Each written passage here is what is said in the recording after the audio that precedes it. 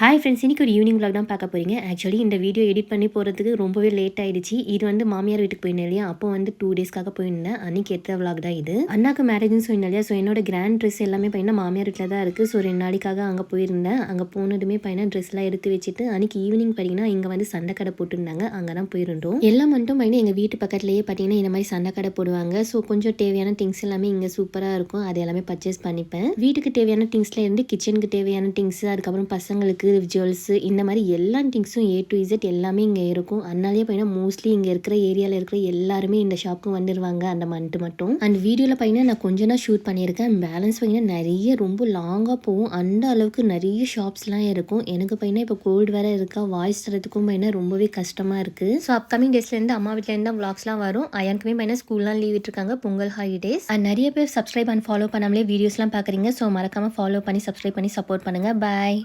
Hi friends, இன்னிலேருந்து marriage vlogsலாம் தான் பார்க்க போறீங்க. அண்ணாவுடைய மேரேஜ்னு சொன்னேன் இல்லையா, ஸோ இன்னைக்கு வந்து ஹல்தி ஃபங்க்ஷனுக்காக தான் ரெடி ஆயிருக்கும். அண்ட் என்னோட பர்த்டேக்கு அம்மா பையனா ரிங் வித் பிரேஸ்லெட் கிஃப்ட் பண்ணியிருந்தாரு. நிறைய பேர் ரிக்வஸ்ட் பண்ணியிருந்தீங்க அதை காமிங்கன்னு சொல்லிட்டு. ஸோ நான் இந்த பிரேஸ்லெட் தான் பையனா வாங்கியிருந்தேன். இந்த பிரேஸ்லெட் மாடல் பையனா ரொம்பவே யூனிக்காக இருந்தது, பார்க்கறதுக்கே ரொம்பவே சூப்பராக. அதனால இதுதான் செலக்ட் பண்ணியிருந்தேன். ஒரு கையில் பையனா இந்த பிரேஸ்லெட் வித் ரிங் போட்டுட்டு மறு கையில் பையனா வளையல் போட்டுக்கலான்னு எடுத்துக்கினேன். அண்ட் லேடிஸ் நாம ரெடி ஆகிறதுக்கு ரொம்பவே லேட் ஆகும். அண்ட் நான் பையனா ரொம்ப லேட் பண்ணுவேன் மேக்கப்லாம் பண்ணி ரெடி ஆகிறதுக்கு. அதனால ஃபர்ஸ்ட் ஜயன் குட்டியை தூங்க வச்சிடலான்னு அவனை ரெடி பண்ணி தூங்க வச்சுட்டு அதுக்கப்புறம் நாங்கள் ரெடியாக ஸ்டார்ட் பண்ணோம். அண்ட் ரூம் ஃபுல்லாக பண்ணினா ரெடி ஆகிறோன்ற பேரில் ரொம்பவே நாஸ்டி பண்ணி வச்சுட்டோம். ஃபங்க்ஷன்லாம் முடிஞ்சதுக்கப்புறம் தான் எல்லாமே க்ளீன் பண்ணணும். அண்ட் நான் இன்னைக்கு இந்த கோல்டன் கலர் அவுட்ஃபிட் தான் வியர் பண்ணியிருந்தேன். ரெடி ஆனதுமே லக்கேஜ் எல்லாமே எடுத்துகிட்டு போய் வெளில வச்சுட்டோம். மேரேஜ் பார்த்தீங்கன்னா பாண்டிச்சேரியில் தான். ஸோ பஸ் தான் புக் பண்ணியிருக்காங்க இங்கேருந்து போகிறதுக்காக. ஸோ எல்லாருமே ரெடி ஆனதுமே பஸ்ஸில் போய் உட்காந்துடலாம்னு சொல்லிட்டு எல்லாரும் கிளம்பிட்டோம். அண்ட் இதோட கண்டினியூஷன் vlog நாளைக்கு பார்க்கலாம். வீடியோ பிடிச்சினா மறக்காமல் ஃபாலோ பண்ணி சப்ஸ்கிரைப் பண்ணி சப்போர்ட் பண்ணுங்கள். நெக்ஸ்ட் வீடியோவில் மீட் பண்ணுறேன். பாய்.